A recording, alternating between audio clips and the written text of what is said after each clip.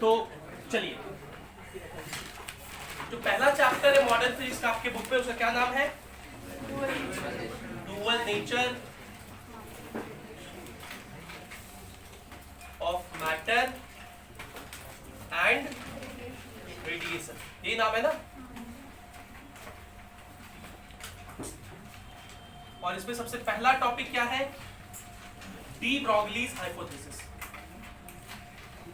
D Broglie's hypothesis. De Broglie ने ये कहा कि डुअल नेचर का कॉन्सेप्ट, डुअल नेचर मतलब particle as well as wave nature, ये ना ही सिर्फ रेडिएशन लाइट में होता है बल्कि हर एक प्रत्येक मैटर में भी होता है, क्योंकि नेचर में सिमेट्री है। अगर लाइट डुअल नेचर शो कर रहा है तो मैटर भी, कोई दूसरा पार्टिकल भी डुअल नेचर शो करेगा।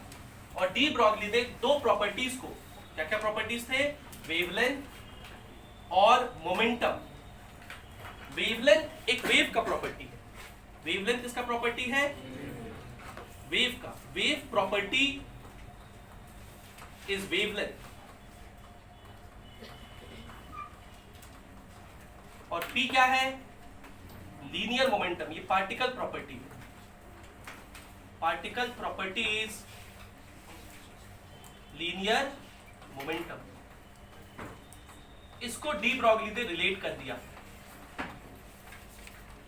और ये एक हाइपोथेसिस था, मतलब इसका कोई प्रूफ नहीं था, ये उन्होंने माना। लेकिन आगे चल के डेविसन और जर्मर ने इसको एक्सपेरिमेंटली प्रूव भी किया था। इस फॉर्मूले को आगे ऐसा भी लिख सकते हैं, h बाय p को क्या लिख सकते हो? Mass into velocity. और मोमेंटम का एक फॉर्मूला तो और हम लोग जानते हैं, √2m k। और इसी फॉर्मूले को आगे लिखे थे h बाय इलेक्ट्रॉन के लिए। इलेक्ट्रॉन के लिए h क्या होता है? ये सब इलेक्ट्रॉन के लिए नहीं, किसी के लिए भी h क्या है? h तो एक कांस्टेंट है, प्लैंक्स कांस्टेंट। और इसकी वैल्यू कितनी होती है? 6.6 × 10⁻⁴ जूल सेकंड। ठीक है। इलेक्ट्रॉन के लिए मास भी हम लोग को पता है। अगर इलेक्ट्रॉन को v वोल्टेज से एक्सेलरेट करवा दें तो काइनेटिक एनर्जी QE हो जाएगा। If a charge Q is accelerated by voltage V, तो काइनेटिक एनर्जी क्या होगा? QV, Q into V। याद रख दीजिए।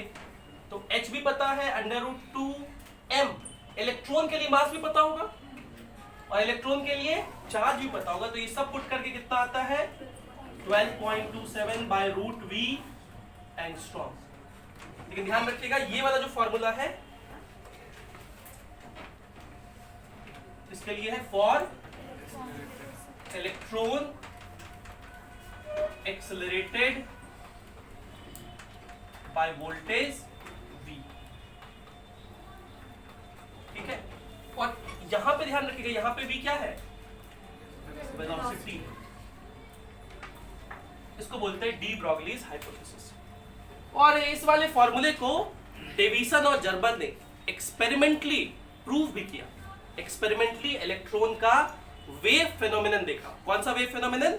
डिफ्रैक्शन। ये भी याद रखते हैं, कौन सा वेव फेनोमेनन? डिफ्रैक्शन। तो डेविसन और जर्मर के एक्सपेरिमेंट में डी ब्रॉगली के हाइपोथेसिस को प्रूव भी किया गया। आज हम लोग इस वाले फॉर्मूले पे कुछ सवाल करेंगे। तो ये पिछले क्लास में आप लोग लिखे ही थे। लिखिए, एक सवाल लिखिए। Find the ratio of de Broglie wavelength. Find the ratio of de Broglie wavelength of alpha particle and proton. Of alpha particle and proton accelerated through same potential difference. Accelerated through same potential difference. तो क्या बताना है आपको? Ratio बताना है de Broglie wavelength alpha particle का, lambda alpha, by lambda proton का, और कंडीशन क्या है, एक्सेलरेटेड थ्रू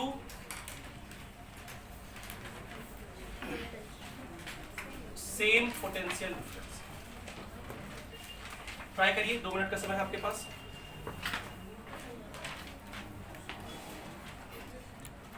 देखिए इसका पहला तरीका तो है कि हम लोग ये जानते हैं कि अल्फा पार्टिकल का वेवलेंथ होता है 0.101 बाय रूट वी एंगस्ट्रॉम, और प्रोटॉन के लिए होता है 0.286 बाय रूट वी एंगस्ट्रॉम। ये पिछले लेक्चर में मैंने बताया था।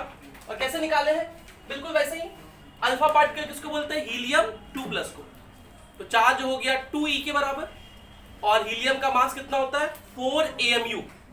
4 AMU कितना होता है 1.6 × 10⁻27 kg, 10⁻24 ग्राम होता है, 10⁻27 kg होता है।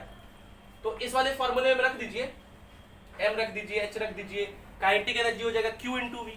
तो q अल्फा पार्टिकल के लिए 2e के बराबर होगा, रख दीजिए, तो ये कैलकुलेट होकर आ जाएगा प्रोटॉन के लिए भी। ये डेटा याद भी रखना हम लोग को। आपसे पूछा है lambda alpha by lambda P, अगर वोल्टेज सेम हो तो, ये v क्या है, वोल्टेज ही है, तो डिवाइड कर दीजिए, lambda alpha by lambda P, ये डिवाइड करने से कितना आता है 0.35, ये आंसर। लेकिन मान लीजिए आपको एग्जाम में ये डेटा नहीं याद है, तो कैसे बनाएंगे, तो फॉर्मूले से बनाएंगे, सेकंड मेथड। सेकंड मेथड इसको बनाने का होगा। देखिए फॉर्मूला हम लोग लिखे थे, lambda is equals to h by under root 2mk, उसको मैं q × v लिख दूं, बोलिए। अब अल्फा पार्टिकल के लिए लिखते हैं पहले, अल्फा पार्टिकल के लिए तो h तो नहीं बदलेगा, 2 अल्फा पार्टिकल का मास 4 AMU होता है। अब हम यूनिट की टेंशन नहीं ले रहे हैं, क्योंकि डिवाइड करना है, तो यूनिट अपने आप कट जाएगा। अल्फा पार्टिकल समझते हैं ना किसको बोलते हैं, किसको बोलते हैं, डबली चार्ज हीलियम न्यूक्लियस He2, तो उसका मास कितना होगा 4 AMU, और चार्ज कितना होगा +2e के बराबर। e कितना होता है 1.6 × 10⁻19, तो चार्ज कितना हो गया 2e, और वोल्टेज तो v। ये अल्फा पार्टिकल के लिए हो गया। प्रोटॉन के लिए यही फॉर्मूला क्या लिखोगे इसमें, h सेम रहेगा, प्लैंक्स कांस्टेंट √2। प्रोटॉन का मास 1 AMU होता है, प्रोटॉन पे चार्ज 1 एक ही इलेक्ट्रॉन के बराबर होता है, ✕ v, वोल्टेज तो सेम है, डिवाइड कर दो, तो lambda alpha by lambda P. Divide करने आता है ना आप लोग को, ये वाला टर्म ऊपर चला जाएगा, एच कट जाएगा, 2 भी कटा, EV भी कटा, तो 1 बाय 4 2 जा 8, 1 बाय 2 √2, √2 होता है 1.4, × 2 करेंगे तो 2.8, और ये भी सॉल्व होकर 0.35। कभी कि इस फॉर्म में भी आंसर लिख सकता है 1 बाय 2 √2, ठीक है। तो आपका हो सकता है यहाँ से 0.35 आया, ऑप्शन में 1 बाय 2 √ था, तो आप सबको डिवाइड करके बाद चेक कर लीजिएगा किससे आ रहा है। समझ गए, आसान सा सवाल। एक सवाल हम लोग और लिखते हैं, हो गया, लिखना है क्या आप लोग को, सेकंड मेथड लिखना है, लिखिए जल्दी से।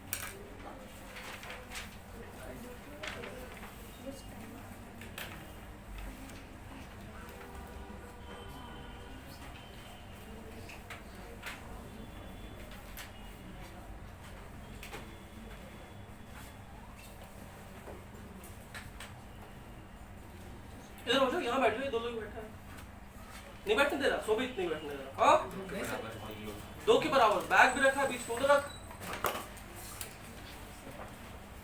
मैंने इस क्लासरूम में 150 बच्चे पढ़ाए हैं, दोनों कुछ भी नहीं हो इसके मामले में।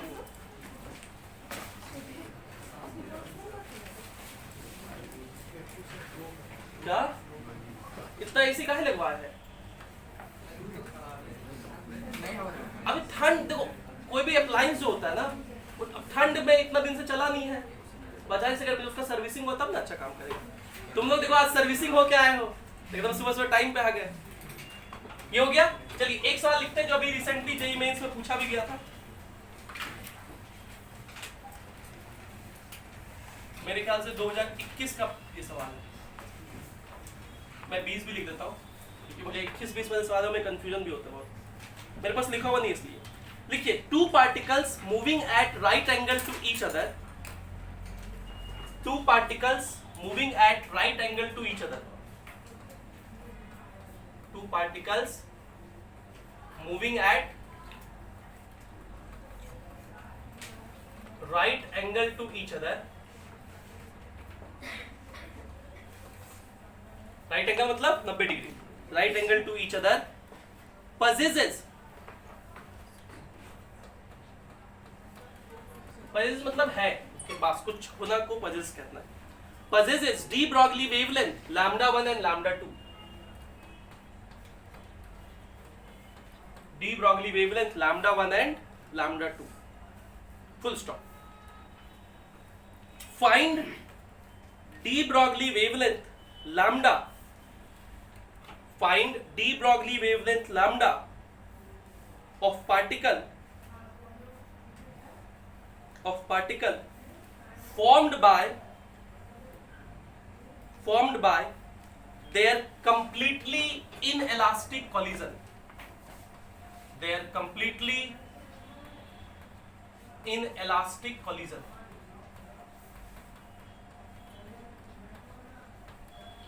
their completely inelastic collision. तो मैं दो बात बता दूं ताकि आपको अगर नहीं पता है कोलिजन के बारे में, तो कोलिजन में दो बात ध्यान रखना होता है। मैं एक बार थोड़ा सा कोलिजन याद लाता हूँ। कोलिजन तीन तरह का, इसमें दो तरह का होता है लेकिन तीन बोलते हैं। दो तरह का होता है, एक को बोलते हैं इलास्टिक, एक को बोलते हैं इनइलास्टिक।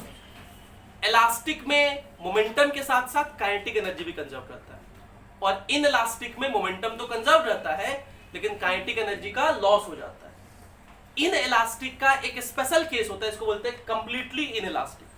उसमें बॉडीज चिपक जाते हैं कोलिजन के बाद, जस्ट बाद चिपक के साथ साथ चलते हैं और सबसे मैक्सिमम काइनेटिक एनर्जी का लॉस होता है। ये सारी बातें हेड ऑन के लिए, ऑब्लिक में नहीं बात कर रहे, लेकिन बेसिक बात ये ध्यान रखना है। तो इनइलास्टिक कोलिजन लिखा हुआ, इसका क्या मतलब समझेंगे? Bodies stick to each other, और कोई भी कोलिजन हो इसमें कंजर्वेशन ऑफ मोमेंटम प्रिंसिपल आप लगा सकते हैं। मोमेंटम कंजर्व रहेगा जस्ट बिफोर और जस्ट आफ्टर। इसमें काइनेटिक एनर्जी का लॉस होता है और वो लॉस मैक्सिमम होता है।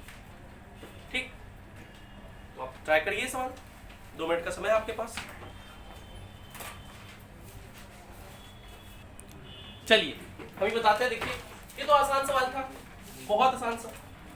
एक पार्टिकल है, उसका डी ब्रॉगली वेवलेंथ कितना है? लैम्डा 1। तो पहले बताओ, अगर डी ब्रॉगली वेवलेंथ है तो ऐसा कब हुआ होगा जब उसके पास क्या हुआ होगा? मोमेंटम हुआ होगा, p। मतलब मोमेंटम ही बता सकते हैं हम लोग, अगर डी ब्रॉगली वेवलेंथ पता है तो। उल्टा भी तो बता सकते हैं कि मोमेंटम क्या होगा? h by lambda. बोलो। तो ये जो पहला पार्टिकल है इसके पास मोमेंटम है h बाय लैम्डा 1, और मोमेंटम एक वेक्टर क्वांटिटी है, तो मान लिया जाए इसके पास इधर की तरफ मोमेंटम है h by lambda 1 I cap. ठीक है। जो दूसरा पार्टिकल है उसका डी ब्रॉगली वेवलेंथ लैम्डा 2 है, और ये दोनों राइट एंगल पे मूव कर रहे हैं। मतलब दूसरे का मोमेंटम राइट एंगल पे होगा, इधर होगा, इधर या नीचे जिधर भी मानना है मान सकते हैं। h by lambda 2 j cap, ये p2 है, ये p1 है। वो पूछा था सर मास सेम है, काय मास का क्या जरूरत है मास का? ठीक है। तो अभी ये चल रहे हैं, तो इसका इनिशियल मोमेंटम कितना हो गया? h by lambda 1 I cap plus h by lambda 2 j cap. ये दोनों कंबाइन कर जाएंगे, ये दोनों कंबाइन करेंगे तो कुछ इसका फाइनल मोमेंटम होगा pf, और फाइनल मोमेंटम और इनिशियल मोमेंटम क्या होगा? सेम होगा। क्यों सेम होगा? क्योंकि कोलिजन में मोमेंटम कंजर्व होता है। कोलिजन में, कोलिजन तो एक एग्जांपल ही है कंजर्वेशन ऑफ मोमेंटम प्रिंसिपल, तो सेम रहेगा। तो फाइनल मोमेंटम पता चल गया। अगर फाइनल मोमेंटम पता चल गया तो फिर से हम लिख सकते हैं वेवलेंथ। अच्छा, ये जो मोमेंटम आया ये वेक्टर फॉर्म में आया, स्केलर फॉर्म में कितना है मोमेंटम फाइनली? तो कोई भी वेक्टर का स्केलर फॉर्म तो लिख ही सकते हैं, मैग्नीट्यूड मतलब i वाला कोएफिशिएंट का स्क्वायर, तो h square by plus h square by, बोलो, फॉर मोमेंटम हम लोग फिर से क्या लिख सकते हैं, h बाय लैम्डा। बोलो, ये तो बोला कि final D Broglie wavelength lambda है, तो वो बताइए कितना होगा।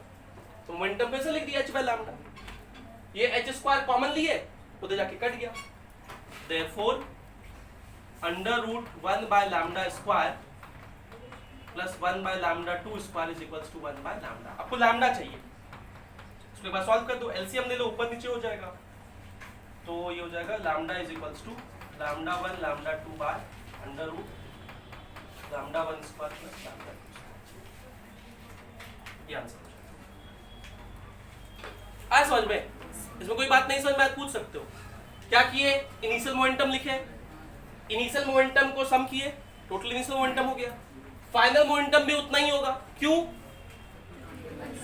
मोमेंटम कंजर्व रहना है कोलिजन में, और फाइनल मोमेंटम को हम h बाय लैम्डा लिख सकते हैं। डी ब्रॉगली थ्योरी यही ना है कि मोमेंटम क्या होता है, h बाय लैम्डा, तो बराबर कर दिए, सॉल्व कर दिए, आ गया। एक सवाल और लिखेंगे, एक और कर लो डी ब्रॉगली पे, ये भी जेईई मेंस 2021-20 का ही है।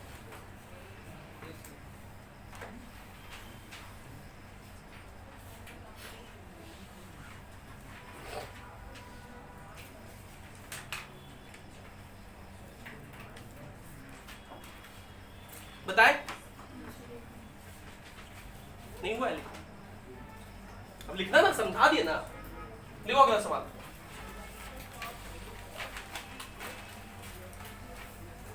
ये भी जेईई मेंस 2020 या 21 में से किसी में आया होगा। The D Broglie wavelength of a particle, the D Broglie wavelength of a particle, the de Broglie wavelength of a particle having kinetic energy E is lambda.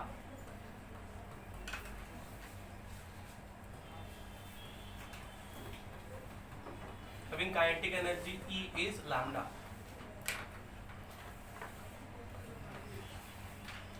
Having kinetic energy is lambda. Full stop. How much extra energy must be given, how much extra energy must be given to this particle, so that the de Broglie wavelength reduces to 75% of its initial value.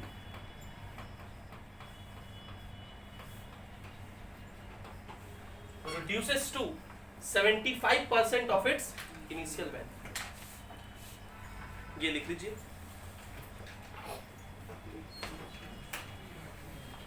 Solve करिए इसको, 2 minute का समय है। तो क्या करना है भाई, देखिए पहले डी ब्रॉगली वेवलेंथ लैम्डा लिखिए, किसके टर्म में लिखेंगे आप, काइनेटिक एनर्जी के टर्म में। तो क्या होता है, h बाई पी होता है ना, और p क्या होता है, अंडर रूट 2m k, तो k की जगह भी खाली e लिख रहे हैं। अब कह रहा है कि ये जो डी ब्रॉगली वेवलेंथ है रिड्यूसेस टू, ये वर्ड समझिएगा, रिड्यूसेस टू का मतलब फाइनल जो है वो होगा 75%, लैम्डा डैश होगा 75% ऑफ इनिशियल लैम्डा, तो ये हो गया 3/4 लैम्डा। लेकिन ध्यान रहे, अगर लिखा होता रिड्यूसेस बाय 75%, मतलब तब कहते हैं कि लैम्डा तो था ही, उसमें माइनस कर दो 3/4 लैम्डा, मतलब लैम्डा बाय 4 हो जाता। Reduces by and reduces to, ये समझ रहे हैं ना। Your salary has been reduced to 100 rupees, इसका मतलब तुम्हारा 100 रुपया हो गया सैलरी, और हम कहें कि your salary has been reduced by 100 rupees, मतलब है ना, बाय और टू में समझ ना फर्क, ये वर्ड ध्यान रखिएगा। अब क्या लिखोगे, लैम्डा डैश का ये फॉर्मूला होगा, तो क्या लिखोगे, h by under root 2m, mass तो सेम रहेगा, एनर्जी हो गया E डैश, एनर्जी हो गया E डैश। तो इसको सॉल्व कर देंगे, तो लिखेंगे 3/4 और लैम्डा का वैल्यू इस वाले से लिख दो h/√2me is equals to h/√2me dash. तो h से h कटा, दो साइड स्क्वायर कर दो, तो 9/16 नीचे में e is equals to 1/e dash. मतलब फाइनल एनर्जी जो हो गया हम लोग का वो हो गया 16e/9। ये फाइनल एनर्जी हुआ, लेकिन क्वेश्चन में क्या पूछा है? Extra energy. कितना एक्स्ट्रा एनर्जी देना पड़ेगा? तो फाइनल माइनस इनिशियल करना पड़ेगा आपको, e dash minus e, 16e/9 minus e, 7e/, ठीक है। चलिए, तो ये डी ब्रोगलीज हाइपोथेसिस की बातें थी। अब हम लोग दूसरा लिखते हैं, क्वांटम थ्योरी ऑफ लाइट।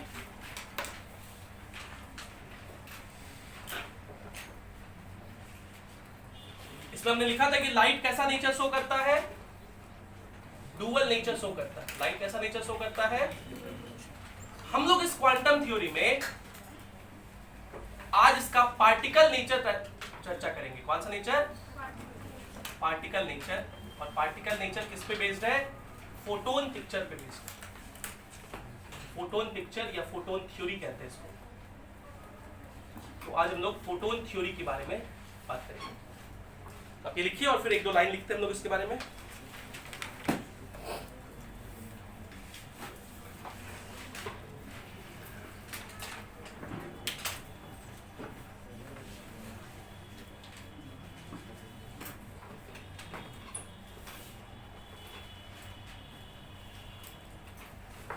सुनेंगे एक दो पॉइंट मेरा, ठीक है। जब हम वेव कहते हैं तो इसका मीनिंग समझिए इस बात का।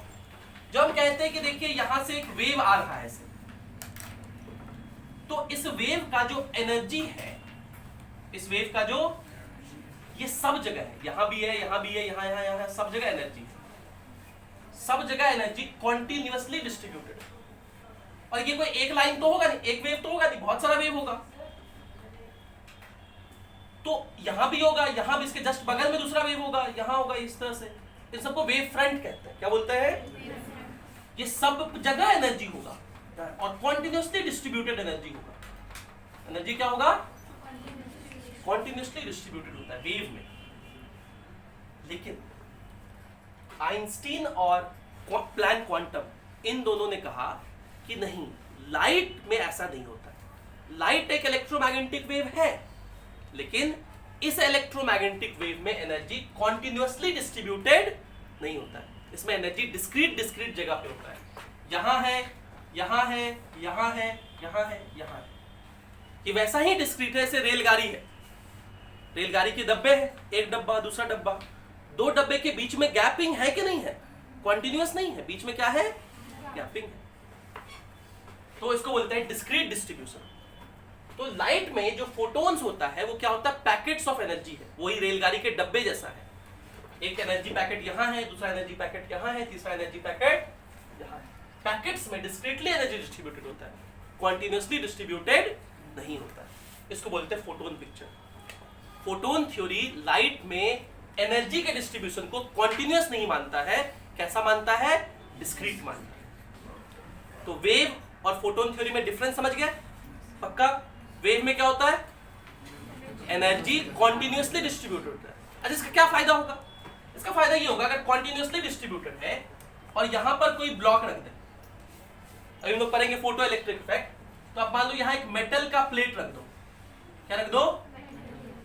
अगर ये मेटल का प्लेट है और यहां एनर्जी आया, अगर कॉन्टिन्यूअसली एनर्जी आएगा, इसका क्या मतलब हुआ कि थोड़ा देर के लिए छोड़ देंगे तो जितना एनर्जी आना होगा आएगा इस पर। जितना देर छोड़ोगे एनर्जी आते जाएगा, ये ज्यादा एनर्जी इसको मिलते जाएगा नहीं मिलते जाएगा? बोलो। तो अगर लाइट वेव होता तो एनर्जी आते जाता एक समय इस मेटल के प्लेट को सफिशिएंट अमाउंट ऑफ एनर्जी मिल जाता और इलेक्ट्रॉन यहां से बाहर निकल जाता। इलेक्ट्रॉन होते हैं ना एटम्स में, और वो बाउंडेड होते हैं न्यूक्लियस के साथ, उसको एक सफिशिएंट अमाउंट ऑफ एनर्जी दोगे तो वो क्या हो जाएगा? तो बहुत देर लाइट में छोड़ देते तो कितना भी कैसा भी लाइट में एनर्जी तो पड़ ही रहा है, वो क्या होता है? इलेक्ट्रॉन बाहर निकल जाता है। लेकिन ऐसा नहीं होता है, ऐसा नहीं होता है। एक मिनिमम फ्रीक्वेंसी चाहिए, जिसको थ्रेशोल्ड फ्रीक्वेंसी कहते हैं। उतना फ्रीक्वेंसी का लाइट होना चाहिए, उससे कम फ्रीक्वेंसी का लाइट लोगे तो कितना भी देर रख दो, इलेक्ट्रॉन बाहर ही नहीं निकलता। ऐसा इसलिए क्योंकि इलेक्ट्रॉन को बाहर निकालने के लिए पूरा वेवलेंथ का जरूरत नहीं है, पूरा वेव का जरूरत नहीं है, सिर्फ एक फोटोन का जरूरत है, एक पैकेट ऑफ एनर्जी का। अगर वो पैकेट ऑफ एनर्जी के पास सफिशिएंट अमाउंट ऑफ एनर्जी होगा इलेक्ट्रॉन को निकालने के लिए, तो वो निकाल ले जाएगा। बाकी के पास है कि नहीं उससे मतलब, समझ रहे हैं मेरी बात? भाई मान लो तुम्हारा एक दोस्त है और वो कुछ कांड कर दिया, ठीक, तो उसको पुलिस पकड़ा और उसको जेल में ठूस दिया। आपको पता होगा कि जेल में जब कोई आदमी जाता है, आप अभी खूब आजकल के पेपर में लालू यादव क्या चल रहा है कि बेल में चला गया, सॉरी जेल में चला गया, और जेल में चला गया, और फिर आप ये भी सुनते होंगे उसको बेल मिल गया। तो आपके मन में कभी ये चलता होगा कि यार जब जेल में ही डालना था तो फिर बेल क्यों करा देते हैं? तो ऐसा नियम होता है। देखिए, जेल तो एक एक्सेप्शनल जगह होता है, वहां का लाइफ स्टाइल भी अलग होता है। तो जेल में हम किसे रखते हैं? मान लीजिए कोई आदमी है जिसने सोसाइटी के साथ धोखा किया है, जो सोसाइटी के लिए खतरा है। अगर वो सोसाइटी में रहेगा तो हो सकता है वो किसी और के साथ वैसा ही व्यवहार कर दे जैसा उसने पिछले बार किया था। मान लो कोई रेपिस्ट है, उसने बहुत भद्दा काम किया है, उसे हम सोसाइटी में खुला छोड़ देंगे तो ये चांसेस है कि वो ये काम फिर से कर सकता है। और मान लो वो ये काम यही नहीं भी किया तो उसका खुला घूमना दूसरे को ये प्रोत्साहन दे सकता है कि अरे वो तो करके खुला घूम रहा है तो हम भी करेंगे, फिर सोसाइटी में डिसबैलेंस हो जाएगा। तो हम उसे बाहर नहीं छोड़ सकते, उसे जेल में रखते हैं, उसे बेल जल्दी नहीं देते।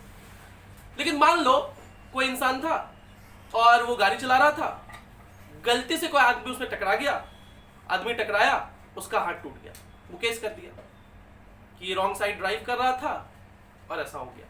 अब ये एक इंसिडेंट है। अब इसका मतलब आप ये नहीं लगाएंगे कि वो इंसान गाड़ी चलाएगा और जब भी गाड़ी चलाएगा तो सबको ठोकते चलेगा, है ना? नहीं यार, मेरा ऐसा कुछ वो नहीं है। इसका मतलब ये समझ रहे हैं मेरी बात? एक गलती से हो जाना वो तो गलती है, हाँ उसको पनिशमेंट मिलेगी, उसे जेल अमाउंट मिलेगा, जेल जाना होगा उसे। मान लो 5 साल का सजा मिला और 5 साल में नियम होता है कि इसको 6 महीना तो कॉन्टिन्यूसली जेल में रहना है। बाकी जो साढ़े 4 साल है उसके जगह उसको एक पैसा दे दो तो वो छूट जाएगा। तो मान लीजिए आपका एक दोस्त है और उसे बेल करवाना है, और बेल करवाने के लिए अमाउंट है 5 लाख रुपया, ठीक। तो अब तुम गए बेल करवाने के लिए, तुम्हारे पास 5 लाख रुपया नहीं है। पुलिस वाले को तुम बोलोगे कि भैया इसका बेल करवा दीजिए, तो बोलेगा ठीक है 5 लाख रुपया दीजिए, बॉन्ड पेपर्स पे साइन करवाएंगे कि आगे से कभी गलती नहीं करेगा, ऐसा करेगा तो और ज्यादा सजा मिलेगा। तो बोले ठीक है लेकिन 5 लाख रुपया नहीं है, तो एक काम करते हैं हम डेली कमाएंगे, रिक्शा चलाएंगे और डेली 10-10 रुपया ला के देंगे आपको, बेल करा दीजिए। वो करा देगा आपको, 5 लाख रुपया दोगे तो करा देगा। लेकिन तुम ऐसा करोगे, बोलोगे कि आज जाते हैं रिक्शा चलाएंगे, 10 रुपया कमाएंगे आपको दे देंगे, रखिएगा जमा, इसको बेल करा दीजिए आज, या आज छोड़ दीजिए, कल फिर आएंगे 10 रुपया लेकर के, परसों फिर आएंगे, ऐसा करते करते उसका जेल का अमाउंट खत्म हो जाएगा। समझ रहे मेरी बात? लाइट के साथ भी ऐसा ही है, इलेक्ट्रॉन के साथ भी ऐसा ही। एक बार में एनर्जी आया पूरा तो उसको निकाल लेगा, लेकिन एनर्जी आ के जमा हो जाएगा तो फिर इलेक्ट्रॉन नहीं निकलेगा। यही है वेव। आप डेली कमा के आ रहे हैं, वेव है, और एक साथ 5 लाख रुपया लेके आ गए तो फोटोन, डिस्क्रीट एनर्जी है। समझ रहे मेरी बात? पक्का? डेली मेहनत कर रहे हो, वेव है। एक दिन लॉटरी लगा, करोड़पति बन गए, क्या है? फोटोन। तो फोटोन में एनर्जी का डिस्ट्रीब्यूशन डिस्क्रीट होता है और वेव में कॉन्टिन्यूअस होता है। और यही वजह है कि wave nature photo electric effect को नहीं एक्सप्लेन कर पाया, क्योंकि वेव नेचर के अनुसार एनर्जी कॉन्टिन्यूअस है। तो छोड़ दीजिए मेटल को, आते रहेगा एनर्जी, एक समय होगा कि इलेक्ट्रॉन निकल जाना चाहिए, लेकिन इलेक्ट्रॉन नहीं निकलता। फिजिक्स क्या है? हम कोई एक्सपेरिमेंट ऑब्जर्व करते हैं और फिर उस फेनोमेनन को एक्सप्लेन करते हैं, उसी को फिजिक्स कहते हैं। ऐसा देखा गया कि मेटल से इलेक्ट्रॉन किसी भी फ्रीक्वेंसी पे नहीं निकलता, एक फ्रीक्वेंसी से ज्यादा होने पर ही निकलता है। इसीलिए हम लोग ये पिक्चर माने, है ना? उसके बारे में 2-3 पॉइंट लिखते हैं, लिखिए। पहले थोड़ा सा हेडिंग में लिख लीजिए कुछ बातें। Planck and Einstein explained that explained that the energy of an electromagnetic wave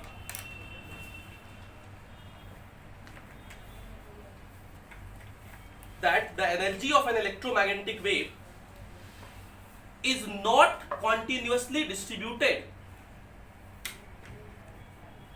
over the wavefront, is not continuously distributed over the wavefront. देखिए मैं ये राइटअप्स इसलिए लिखवाता हूँ क्योंकि आजकल जो पेपर होता है उसमें थ्योरेटिकल क्वेश्चन भी एक दो मिल जाते हैं, एक दो क्या ज़्यादा ही मिल जाता है, 2-3 मिल जाता है, वो एसएल्सन रीजन टाइप का भी मिल जाता है। तो उसमें ये जो वर्ड्स हैं इनको ध्यान में रखना है। कल को आपके एग्जाम में हो सकता है ये स्टेटमेंट आ जाए कि electromagnetic wave the energy is continuously distributed, तो ऐसा गलत होगा, ऐसा नहीं होता। तो क्या लिखे हम लोग, Planck and Einstein explain that the energy of an electromagnetic wave is not continuously distributed over the wave front. इसको क्या बोलते हैं, wave front. rather RATHER rather it is in the form of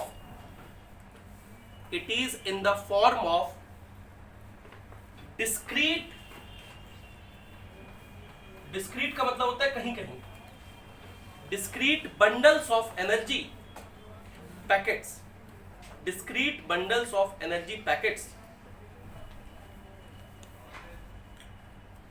energy packets called photon, और इसी के लिए पुराने जमाने में एक सिनोनिम चलता था क्वांटा। आजकल फोटोन कहते हैं, पहले क्या बोला जाता था, क्वांटा, और उससे भी पहले बोला जाता था कॉर्पस्कुलर। जो आप कॉर्पस्कुलर थ्योरी ऑफ लाइट सुनते हैं ना, वो यही है।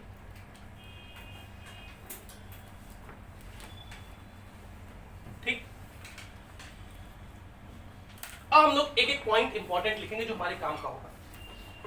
पहला point, energy of each photon, energy of each photon, एक फोटोन का कितना एनर्जी होगा। बहुत इंपॉर्टेंट फॉर्मूला, एनर्जी होगा H इंटू एफ। एफ क्या है, फ्रीक्वेंसी। देखिए मैं हमेशा फ्रीक्वेंसी का सिंबल न्यू लिखने से बचता हूं, इसको न्यू बोलते हैं, बुक में ऐसा लिखा रहेगा E is equals to h nu, क्योंकि ये V जैसा दिख जाता है तो थोड़ा कभी कोई कंफ्यूजन हो जाता है, तो मैं बचता हूं, लेकिन बुक्स में ऐसा लिखा रहेगा। और कई बार हो सकता है फ्रीक्वेंसी इसी सिंबल से क्वेश्चन में भी आ जाए, तो V मत मान लीजिएगा। और देखिए ये कौन सा वेव है, इलेक्ट्रोमैग्नेटिक वेव है, तो इलेक्ट्रोमैग्नेटिक वेव जो होता है उसका स्पीड, इलेक्ट्रोमैग्नेटिक वेव का स्पीड को C से लिखते हैं, और वैक्यूम में इसका स्पीड कितना होता है, 3 इंटू, और कोई भी वेव का स्पीड जो होता है वो होता है उसका frequency into wavelength, frequency into, तो क्या हम फ्रीक्वेंसी को C बाय लैम्डा लिख सकते हैं, नहीं लिख सकते, इधर भेज दिए तो ये फॉर्मूला भी आपको ध्यान में रखना है, ये तो बचपन से आप पढ़ते होंगे। तो यहां के रख दें H और फ्रीक्वेंसी को क्या लिख दें, C बाय लैम्डा। तो ये एनर्जी ऑफ फोटोन का फॉर्मूला है।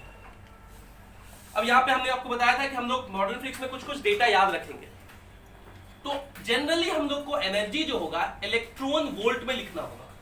किसमें लिखना होगा, अब H तो प्लैंक्स कांस्टेंट है 6.6 into 10 to the power minus, और C लाइट का स्पीड है, ये सब पुट पार्ट करके वैल्यू आता है 12400 बाय लैम्डा इन एंगस्ट्रॉम। अगर आप लैम्डा एंगस्ट्रॉम में लिखते हैं तो सीधा ऊपर में 12400 लिखिए, सीधा सीधा एनर्जी आ जाएगा इलेक्ट्रॉन वोल्ट पे। तो ये डेटा हम लोग ये कुछ न्यूमेरिकल वैल्यू खूब यूज किया करेंगे, याद रखेंगे ये फॉर्मूला। लेकिन ये कब होगा, जब वेवलेंथ किसमें हो, एंगस्ट्रॉम में, और वेवलेंथ हो तभी, फ्रीक्वेंसी हो तो फिर तो डायरेक्ट एचएफ कर लेंगे, क्या दिक्कत है। यहां पे एक पॉइंट और है, ये कितना फोटोन का एनर्जी है, एक, अगर n फोटोन हुए तो n मल्टीप्लाई हो जाएगा, अगर 1 मोल फोटोन हुआ तो energy of 1 mole photon, energy of 1 mole photon कितना हो जाएगा, Na into H into F, जहां पे Na क्या है, एवोगाद्रोस नंबर, एवोगाद्रोस नंबर। आइंस्टीन की वैल्यू 6.022 into 10⁻20। इस वैल्यू को हम लोग 1 आइंस्टीन कहते हैं। इस वैल्यू क्या बोलते हैं? 1 आइंस्टीन। तो ये बताओ 1 आइंस्टीन जो है वो एक कांस्टेंट वैल्यू है कि वेरिएबल वैल्यू है? फ्रीक्वेंसी पे डिपेंड कर रहा था। Na तो कांस्टेंट है, H भी कांस्टेंट है, लेकिन फ्रीक्वेंसी पे तो डिपेंड करता है। तो 1 आइंस्टीन का वैल्यू अलग अलग फ्रीक्वेंसी के लिए क्या होता है? अलग अलग होता है। तो 1 आइंस्टीन कभी को पूछा था क्या होता है। ये पहला पॉइंट समझ गए अच्छे से? इसको लिख लो जल्दी से। ये पहला पॉइंट था फोटोन के बारे में। हाँ लिखो।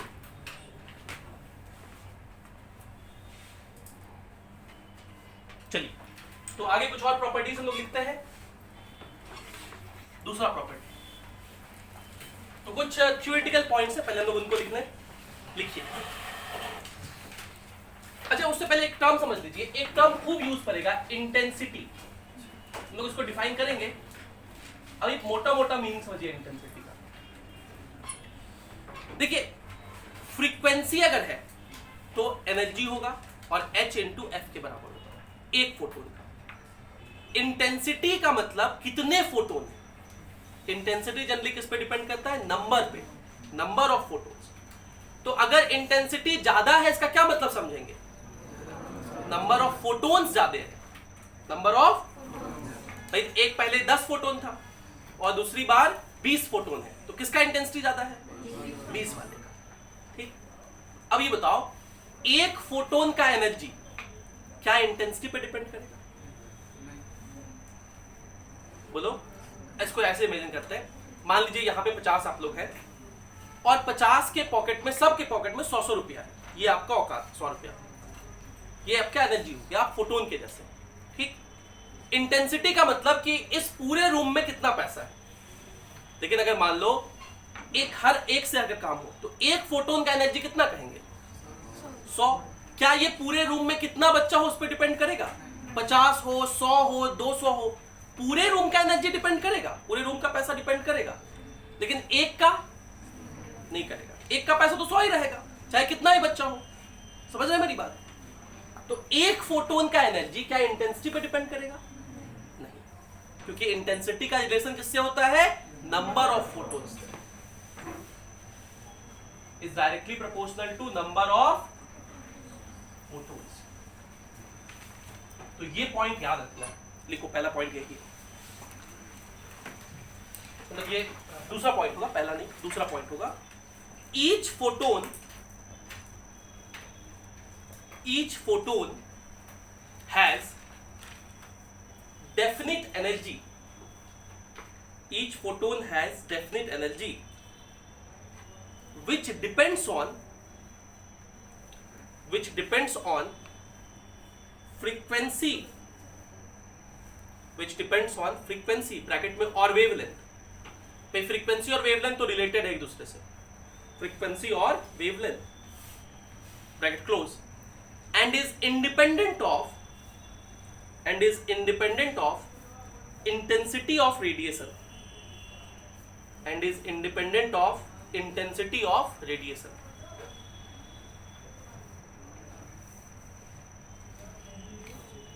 And is independent of intensity of radiation. ये पॉइंट समझ गए कि फिर से समझाऊं? स्वीटी समझ में आया? देखिए इस रूम का टोटल एनर्जी डिपेंड करेगा कितने बच्चे हैं, लेकिन एक बच्चे का एनर्जी बाकी से क्या मतलब उसको, है ना? इसलिए लिखा ईच फोटोन, एक फोटोन का एनर्जी। और मुझे हमें बार बार यूज पड़ेगा एक फोटोन की एनर्जी का, इसलिए ये चर्चा नहीं। दूसरा पॉइंट, मतलब तीसरा पॉइंट, सॉरी, तीसरा पॉइंट ये है कि जब भी, सुन लीजिए पहले, जब भी रेडिएशन और मैटर इंटरैक्ट करेगा, जब भी रेडिएशन और मैटर, तो ये जो रेडिएशन है वो डिस्क्रीट पार्टिकल जैसा बिहेव करेगा, जिसको फोटोन कहते हैं। जब भी रेडिएशन किसके साथ रिएक्ट करेगा? मैटर के साथ। जब भी इंटरैक्ट करेगा, जब भी कोलाइड करेगा, तो ये जो वेव है, रेडिएशन है, वो किसके साथ बिहेव करेगा? डिस्क्रीट पार्टिकल्स जैसा। इसको क्या बोलते हैं? फोटोन कहते हैं। ठीक, लिखिए। In interaction of radiation with matter, in interaction of radiation with matter, the radiation behaves, comma दे दीजिएगा, in interaction of radiation and matter, comma, the radiation behaves as if it is made up of particles, as if it is made up of particles called photon.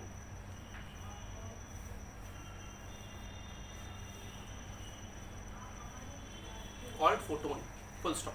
This fundamental is also called corpuscular theory of light. This fundamental is also called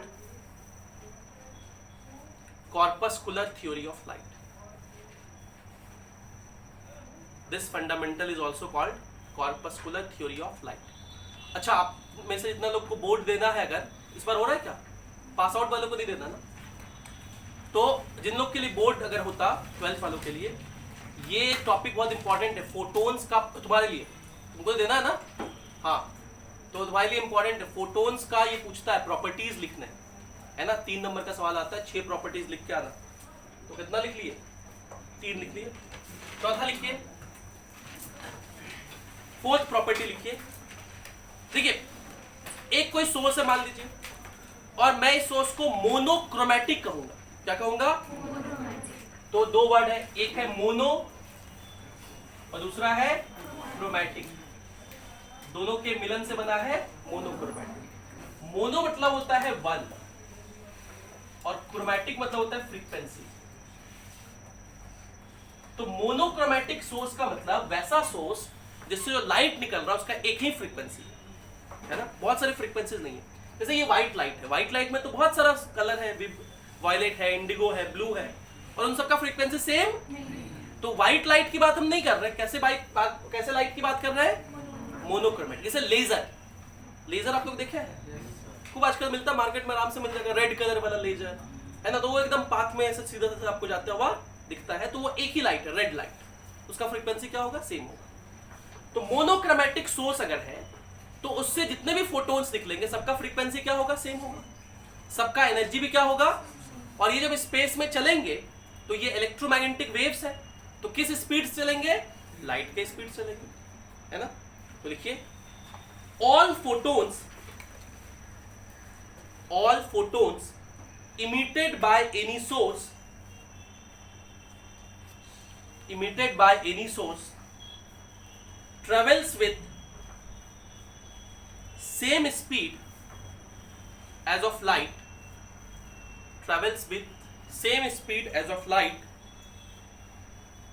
in free space,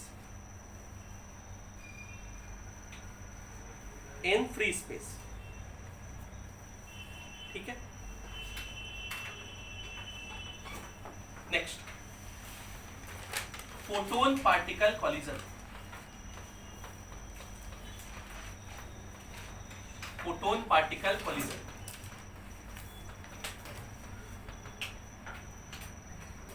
photon particle collision, जब किसी photon का किसी दूसरे particle के साथ collision होगा, जब किसी फोटोन का किसी दूसरे पार्टिकल के साथ, तो ये नॉर्मल कॉलिजन जैसा ही होगा, और ये कॉलिजन इलास्टिक होगा, मतलब सॉरी इलास्टिक बोलते हैं, नॉर्मल कॉलिजन जैसा होगा। तो कॉलिजन होगा जिसमें क्या कंजर्व रहेगा, मोमेंटम हमेशा कंजर्व रहेगा, और किसी भी कॉलिजन में टोटल एनर्जी क्या रहता है, कंजर्व। इलास्टिक में क्या कंजर्व रहता है, kinetic energy, just before and just after, लेकिन टोटल एनर्जी सारे कॉलिजन में क्या रहता है, कंजर्व रहता है। तो जब फोटोन और पार्टिकल कोलाइड करेंगे तो मोमेंटम भी कंजर्व रहेगा और टोटल एनर्जी भी कंजर्व रहेगा, लेकिन नंबर ऑफ फोटोन्स ये कंजर्व हो भी सकते हैं, नहीं भी हो सकते। मान लीजिए 10 फोटोन आया, तो ये मैटर हो सकता है 2-3 फोटोन को एब्जॉर्ब कर ले, ऐसा तो हो ही सकता है।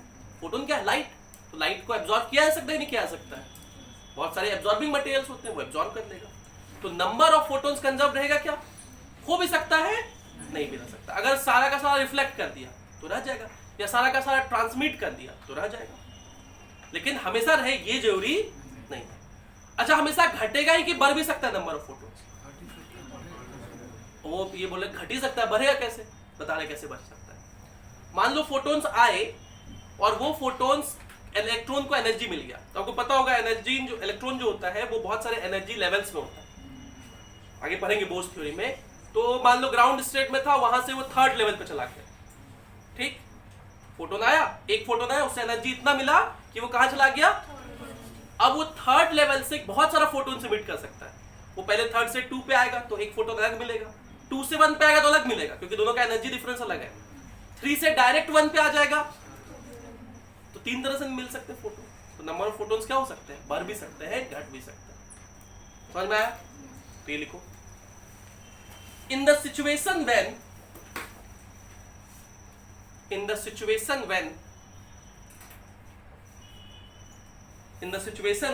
a photon collides with a material particle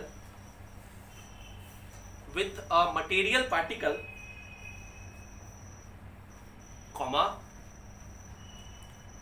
the total energy and momentum remains conserved. The total energy, ध्यान रखना काइनेटिक एनर्जी नहीं है, कौन सा energy, total energy and momentum remains conserved.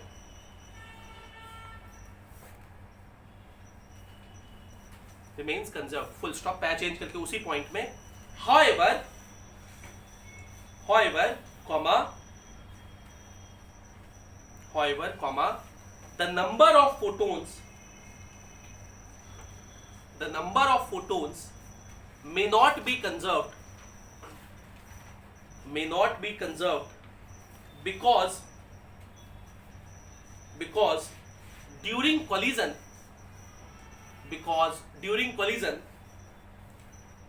photons may be absorbed or created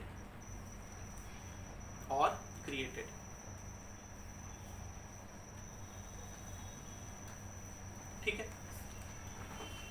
अगला point, 6th point, कोई भी जो फोटोन होता है उसका रेस्ट मास 0 होता है। कोई भी फोटोन का, अब इस बात को समझते हैं हम लोग। पहले फोटोन छोड़ दीजिए, कोई पार्टिकल का सोचिए। कोई भी पार्टिकल का जो मास होता है वो 2 तरह का होता है। एक को बोलते हैं रेस्ट मास। रेस्ट मास मतलब वह मास जो किसी पार्टिकल का जब वो रुका हुआ है तब होगा, ठीक, उसको m0 से लिखता है। लेकिन अगर कोई पार्टिकल मूव करे तब उसका मास बदल जाता है और वो होता है m0/1 माइनस v²/c²। इसको बोलते हैं रेस्ट मास। अच्छा, जब मैं किसी पॉइंट में बोलता हूँ, इधर राइट में लिखता हूँ, तो आप लोग ये लिखते हैं कि नहीं लिखते रिमार्क्स में? हाँ, ये लिखना है। और इसको बोलते हैं काइनेटिक मास।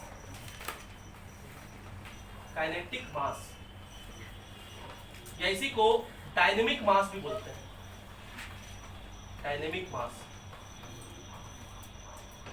या इसी को रिलेटिविस्टिक मास भी कहते हैं। रिलेटिविस्टिक मास। आम जीवन में ये काम का नहीं है, क्योंकि आम जीवन में हम लोग जिस वेलोसिटी से चलते हैं, ये वेलोसिटी लाइट के कंपैरिजन में बहुत छोटा होता है। लेकिन अगर किसी का वेलोसिटी लाइट के वेलोसिटी के बराबर हो या उससे कम हो, आसपास हो, तब मास में बहुत ज्यादा परिवर्तन हो जाएगा, है ना। कोई रॉकेट हो और वो चल रहा हो 0.6 c से, तब उसका मास m0 के बराबर नहीं होगा, अलग होगा। इस फॉर्मूले में पुट करके हम लोग निकाल सकते हैं। बोलो, इसको बोलते हैं काइनेटिक मास और डायनेमिक मास। अब फोटोन के साथ क्या होगा? फोटोन एक ऐसा पार्टिकल है जिसका रेस्ट मास 0 होता है। रेस्ट मास, पहला ये पॉइंट लिख लो, 6 पॉइंट में लिखो, रेस्ट मास ऑफ फोटोन, जिसको आप m0 कहेंगे, इज 0।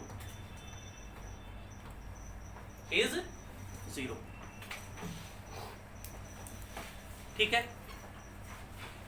लेकिन फोटोन का काइनेटिक मास होता है, डायनेमिक मास होता है। मतलब फोटोन का जब भी हम लोग मास का चर्चा करेंगे तो वो तभी कर सकते हैं जब वो फोटोन क्या कर रहा हो, चल रहा हो। रुके हुए फोटोन का मास का चर्चा नहीं कर सकते, उसका मास 0 होता है। तो सेकंड लिखिए, सॉरी सेकंड नहीं, कौन सा पॉइंट है, सेवंथ पॉइंट, डायनेमिक और kinetic mass of a photon, नहीं सेवंथ पॉइंट, रेस्ट मास 0 हो गया, सेवंथ पॉइंट, डायनेमिक और काइनेटिक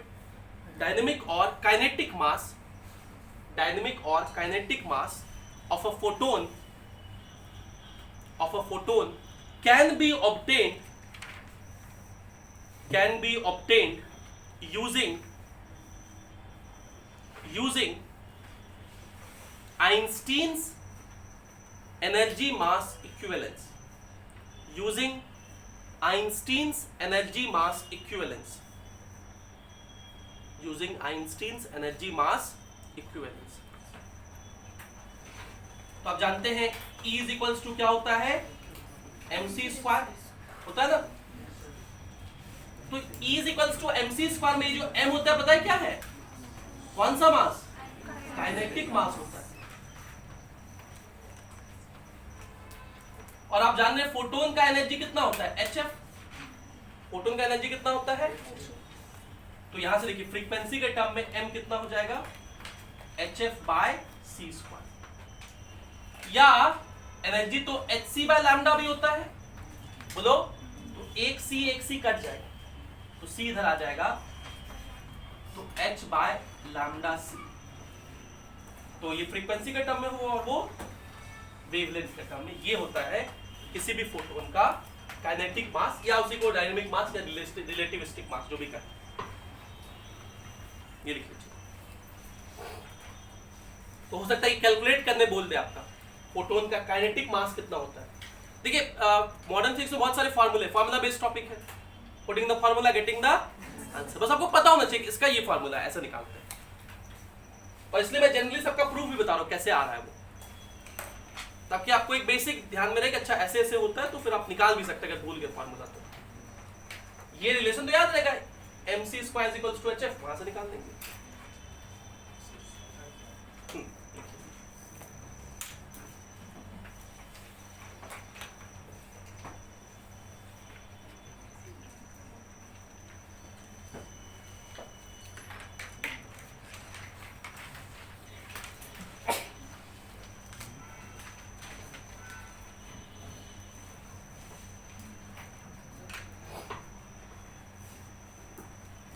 ठीक है, नेक्स्ट,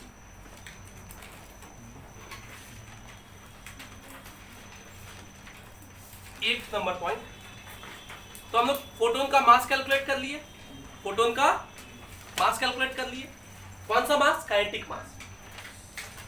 अब देखो मास में वेलोसिटी मल्टीप्लाई कर दो, मास में फोटोन की वेलोसिटी कितनी है, c, तो c मल्टीप्लाई करोगे तो c कट जाएगा, तो मोमेंटम आ जाएगा कितना, और यही मोमेंटम, तो अगर हम लिखें momentum of photon, momentum of photon p, ठीक है, मोमेंटम ऑफ फोटोन, तो मोमेंटम कैसे निकालेंगे, मास इनटू वेलोसिटी। तो ध्यान रखना ये जो मास होता है, जब भी हम बात करते हैं मोमेंटम का, मोमेंटम कब होगा, जब कोई चलेगा ना, तो चलते हुए बॉडी का मास कौन सा मास होगा, kinetic mass, kinetic mass into c, और काइनेटिक मास अभी हम लोग निकाले थे कितना आया था, hc by lambda, h by c lambda into c, तो कितना हो गया, h बाय लैम्डा। आपको नहीं लग रहा है कि ये डी ब्रॉगली का वेवलेंथ से भी आ सकता है, can also be obtained from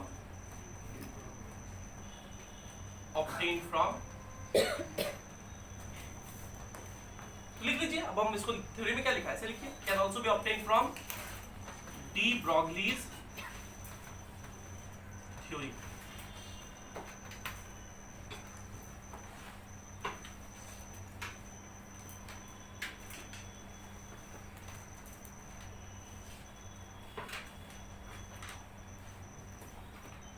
ये तो लैम्डा के फॉर्म में वो मोमेंटम, फ्रीक्वेंसी के फॉर्म में लिख सकते हैं, h बाय लैम्डा क्या होगा, c बाय f, तो ये ऊपर चला गया, hf बाय c,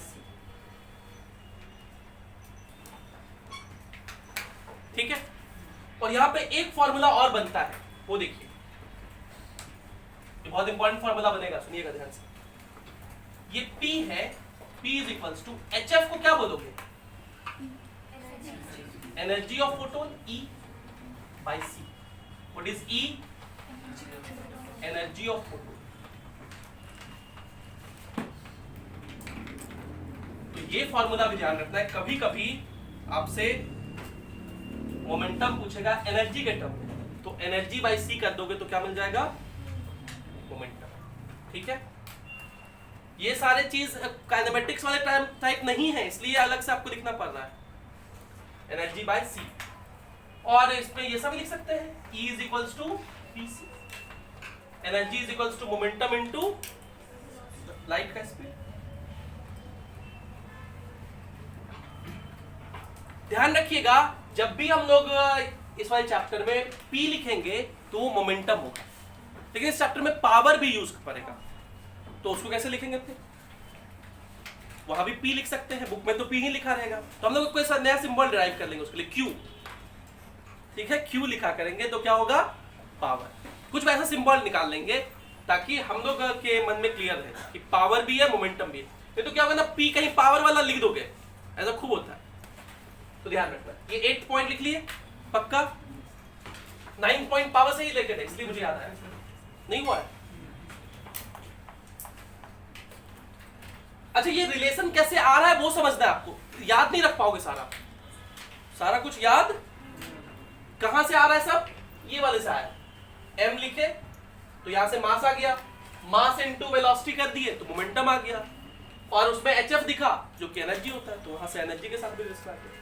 ठीक है, और छोटे छोटा रिलेशन है, डेरिवेशन बहुत लंबा तो है नहीं, एक एक लाइन का है, तुरंत निकल भी जाता है।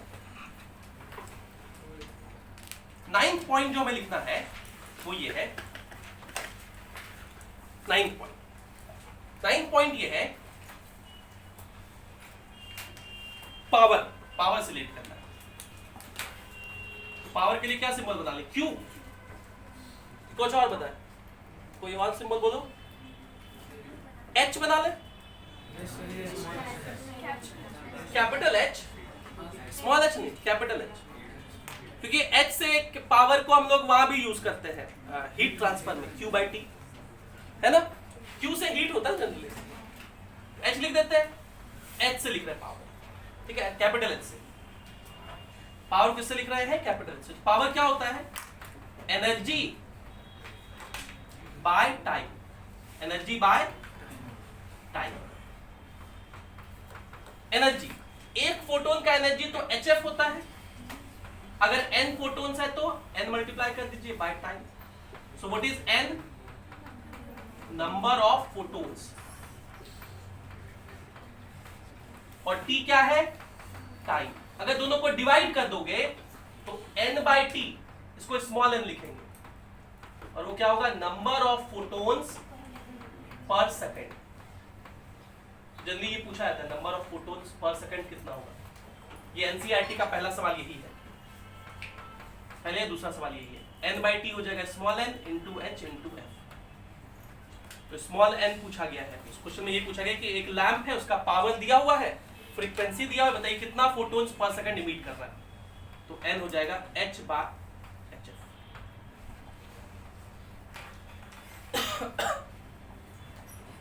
ठीक है, तो ये सवाल भी पूछा जाएगा आपसे, नंबर ऑफ फोटोन्स पर सेकंड पावर बाय hf होता है। एक लास्ट पॉइंट और लिख ले आज के लिए, 10 पॉइंट, और वो ये है कि फोटोन्स जो होता है वो न्यूट्रल होता है। फोटोन्स आर इलेक्ट्रिकली न्यूट्रल, मतलब इस पे कोई चार्ज नहीं होता है, मतलब नो चार्ज। और अगर कोई चार्ज नहीं है तो क्या इसको इलेक्ट्रिक फील्ड या मैग्नेटिक फील्ड डिफ्लेक्ट कर पाएगा? इलेक्ट्रिक फील्ड तभी डिफ्लेक्ट कर सकता है जब चार्ज हो, चार्ज पे फोर्स लगाता था, और मैग्नेटिक फील्ड भी चार्ज पार्टिकल पे फोर्स लगाता है। So photons are electrically neutral, no charge, and so they are not deviated. They are not deviated by electric or magnetic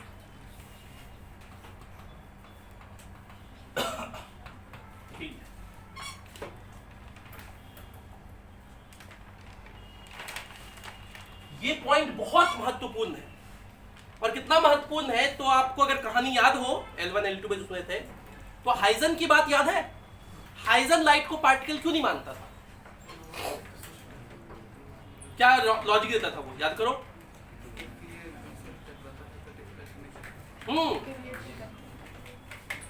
Huygens कहता था कि भाई अगर लाइट पार्टिकल है तो जब ये दो लाइट रेज एक दूसरे को इंटरसेक्ट करते हैं तो कहीं डेविएट करते हैं।